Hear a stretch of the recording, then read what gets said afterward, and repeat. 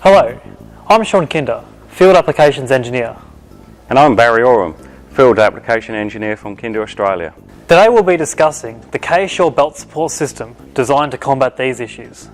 By utilising existing idler frames and rollers, the K-Shore belt support system replaces the wing rollers with these ultra-high molecular weight polyethylene rails and heavy-duty brackets. The K-Shore belt support rails remove the belt sag, providing a consistent flat profile. This prevents material falling below the skirting and pinching between the skirt and the belt. The camshaft allows height adjustment depending on the roller diameter installed on the conveyor. Taper rails promote a smooth transition for a conveyor transfer point which requires inspection or fast access to the belt. A drop-down option is available.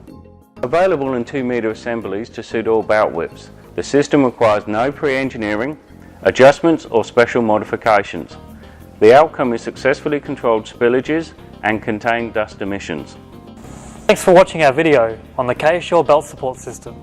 For more information, visit our website or contact Kinder Australia.